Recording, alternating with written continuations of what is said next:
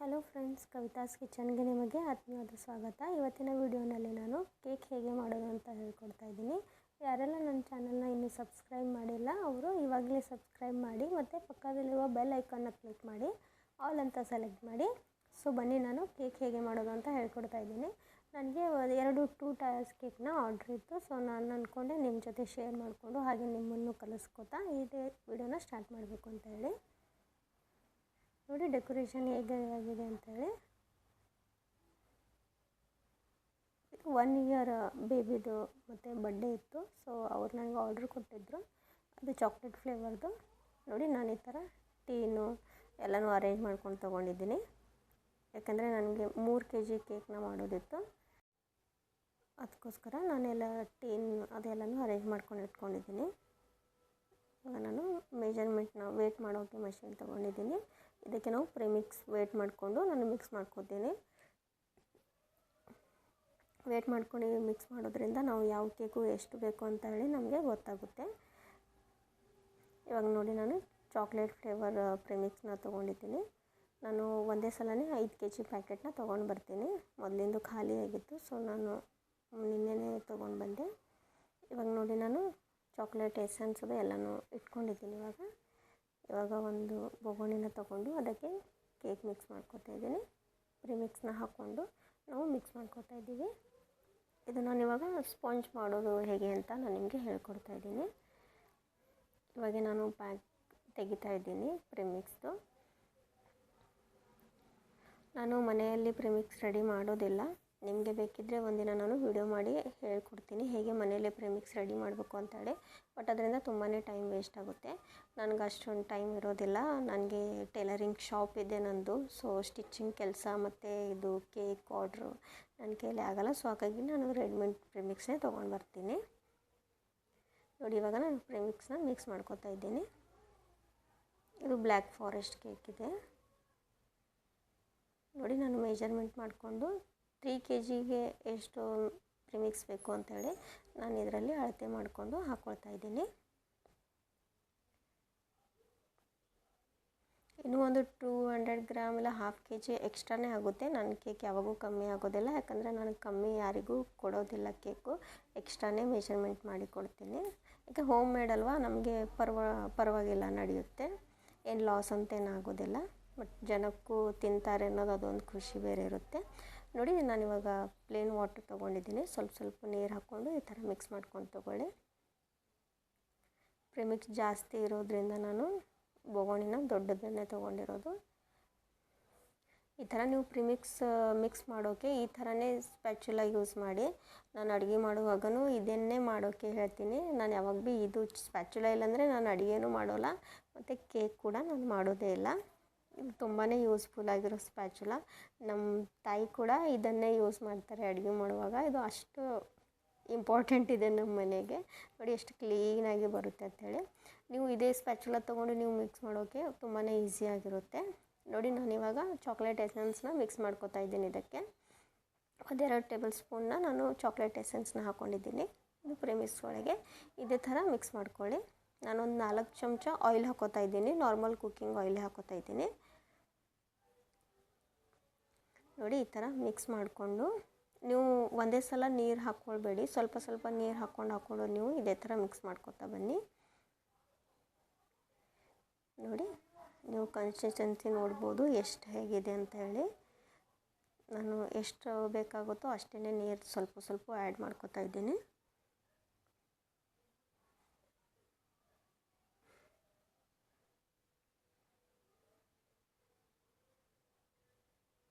ನೋಡಿ ಇವಾಗ ಇದು ರೆಡಿಯಾಗಿದೆ ಪ್ರಿಮಿಕ್ಸು. ಇವಾಗ ನಾನು ಟೀನ್ಗೆ ಗ್ರೀಸ್ ಮಾಡ್ಕೊಂಡು ತೊಗೋತಾ ಇದ್ದೀನಿ ಆಯಿಲ್ಗೆ. ಇದಕ್ಕೆ ಬಟರ್ ಪೇಪರ್ನ ಹಾಕ್ಕೊಂಡು ತೊಗೊಳ್ಳೋಣ. ಅಂದರೆ ನಮ್ಮ ಸ್ಪಾಂಜು ನೀಟಾಗಿ ಹೊರಗಡೆ ಬರುತ್ತೆ ಟೀನಿಂದ. ಅದಕ್ಕೆ ಬಟರ್ ಪೇಪರ್ ಹಾಕಲೇಬೇಕು. ನೋಡಿ ಯಾವ ಟೀನ್ ಸೈಜ್ ಇದೆಯೋ ಅದೇ ಸೈಜಿನ ಪ್ರಕಾರ ನಾನು ಬಟರ್ ಪೇಪರ್ನ ಕಟ್ ಮಾಡಿಕೊಂಡು ತೊಗೊಳ್ತಾ ಇದ್ದೀನಿ.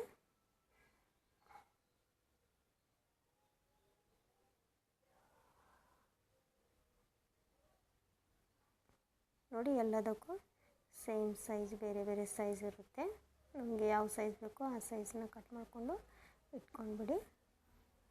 ನಾನಿಲ್ಲಿರೋದು 4 ಟೀನ್ ಕೇಕ್ ಸ್ಪಾಂಜ್ನ ನಾನು ಕೇಕಿಗೆ ಯೂಸ್ ಮಾಡ್ತೀನಿ. ಇಲ್ಲಿ ಇನ್ನೊಂದೇನು ಚಿಕ್ಕದಿದೆ ಅಲ್ವ, ಅದು ಸ್ಟೀಲ್ ಡಬ್ಬದಲ್ಲಿ ಅಲ್ಲಿರೋದು ನನ್ನ ಮಗನಿಗೋಸ್ಕರ ಸ್ಮಾಲ್ ಆಗಿರೋ ಕೇಕ್ನ ಮಾಡ್ಕೋತಾ ಇದ್ದೀನಿ. ಅದರೊಳಗೆ ನೋಡಿ ಇದು, ಅದಕ್ಕೋಸ್ಕರ ನಾನು ಅದರಲ್ಲೇ ಪ್ರಿಮಿಕ್ಸ್ ಮಾಡಿಕೊಂಡು ಸ್ಪಾಂಜ್ನ ರೆಡಿ ಮಾಡ್ಕೊಂಡು ತೊಗೋತೀನಿ.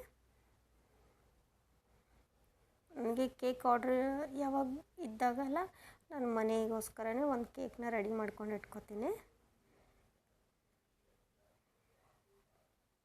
ನೋಡಿ ಇವಾಗ ನಾನು ಓವರ್ ಹೀಟ್ ಮಾಡ್ಕೋಕ್ಕೆ ಇಟ್ಕೊಂಡಿದ್ದೀನಿ. ಬಿಫೋರ್ 10 ಮಿನಿಟ್ಸ್ ಹೀಟ್ ಆಗೋಕ್ಕೆ ರೆಡಿ ಮಾಡಿ ಇಟ್ಕೊಳ್ಬೇಕು. ಇವಾಗ ನಾನು ಎಲ್ಲದಕ್ಕೂ ಆಯಿಲ್ನ ಹಚ್ಕೋತಾ ಇದ್ದೀನಿ ಈ ಥರ ಬ್ರಷ್ ತೊಗೊಂಡು.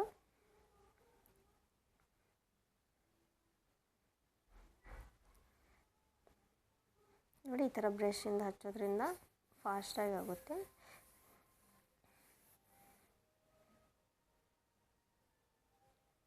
ಇವಾಗ ನಾನು ಇದು ಕೇಕ್ ರೆಡಿ ಮಾಡಿಟ್ಟು ನಾನು ಮತ್ತೆ ಶಾಪಿಗೆ ಹೋಗಬೇಕು. ನಾನು ನೈಟ್ ಬಂದಮೇಲೆ ಇದಕ್ಕೆ ಡೆಕೋರೇಷನ್ ಮಾಡಿ ಕೊಡ್ತೀನಿ.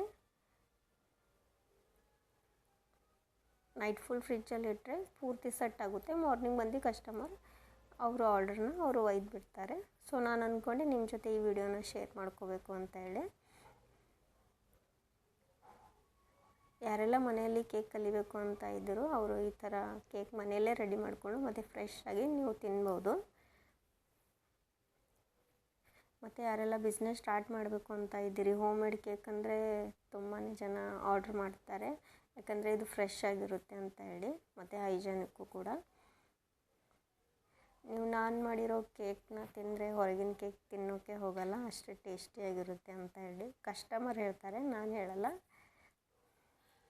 ಸೊ ನೋಡಿ ನಾನು ಎಲ್ಲದಕ್ಕೂ ಎಷ್ಟು ಪ್ರಮಾಣ ಬೇಕು ಅಂಥೇಳಿ ಅಷ್ಟನ್ನು ನಾನು ಪ್ರಿಮಿಕ್ಸ್ನ ಆ್ಯಡ್ ಮಾಡ್ಕೋತಾ ಇದ್ದೀನಿ ಟೀನ್ ಒಳಗಡೆ.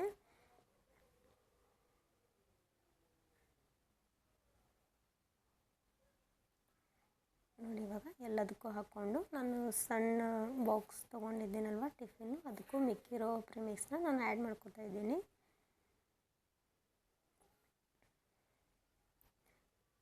ನನಗೆ ಆರ್ಡ್ರ್ ಕೊಡಬೇಕು ಅಂತಂದರೆ ಒಂದಿನ ಬಿಫೋರೇ ಆರ್ಡ್ರ್ ಕೊಡ್ತಾರೆ. ನಾನು ಫ್ರೆಶ್ಶಾಗಿ ಅವರಿಗೆ ಮಾಡಿಕೊಡ್ತೀನಿ. ಯಾಕೆಂದರೆ ನನ್ನ ಬೇಕ್ರಿ ಇಲ್ಲ, ನನ್ನ ಮನೆಯಲ್ಲಿ ಮಾಡಿ ಇಡೋದಿಲ್ಲ. ಯಾವಾಗ ಅವ್ರು ಆರ್ಡ್ರ್ ಕೊಡ್ತಾರೋ ಆವಾಗಲೇ ನಾನು ಕೇಕ್ ರೆಡಿ ಮಾಡಿ ಇಡೋದು. ಇವಾಗ ನೋಡಿ ನಮ್ಮದು ಹೀಟ್ ಆಗಿದೆ. ಸ್ವಲ್ಪ ಗರಮ್ ಆದಮೇಲೆ ನಾವು ಇವಾಗ ಅದಕ್ಕೆ ಟೀನ್ನ ಹಾಕ್ಕೊಂಡು ತಗೊಳ್ಳೋಣ. ನನ್ನ ಕಡೆ ಬೋರೋಸಿಲ್ ಕಂಪ್ನಿದು 60 ಲೀಟರ್ ಓನ್ ಇದೆ. ನಾನು ಇದೇ OTGಯಲ್ಲಿ ಕೇಕ್ನ ಬೇಕ್ ಮಾಡ್ಕೋತೀನಿ. ಮತ್ತು ನೀವು ಬೇಕಾದರೆ ಗ್ಯಾಸ್ ಮೇಲೂ ಬೇಕ್ ಮಾಡ್ಬೋದು. ನಾನು 1 ಅಥವಾ ½ kg ಹೀಗೇನಾದರೂ ಕೇಕ್ ಇದ್ದರೆ ನಾನು ಗ್ಯಾಸ್ ಮೇಲೇ ಬೇಕ್ ಮಾಡ್ಕೊಂಡು ತೊಗೋತೀನಿ. ಬರೀ 1 kg ½ kgಗೆ ನಾನು ಆನ್ ಮಾಡೋದಿಲ್ಲ. ನೋಡಿ ಈ ಥರ ನಮ್ಮದು ಕೇಕು ರೆಡಿಯಾಗಿದೆ. ಈ ಥರ ಟೂತ್ ಪಿನ್ ಹಾಕಿ ನೋಡಿ ಗೊತ್ತಾಗುತ್ತೆ ಸ್ಪಾಂಜ್ ಬೇಕಾಗಿದೆ ಇಲ್ವಾ ಅಂಥೇಳಿ. ಬೇಕಾಗಿಲ್ಲ ಅಂತಂದರೆ ಟೂತ್ ಪಿನ್ಗೆ ಅದು ಅಂಟ್ಕೊಳ್ಳುತ್ತೆ ಕ್ರೀಮು. ಇವಾಗ ನೋಡಿ ಫ್ರೆಶ್ ಆಗಿದೆ.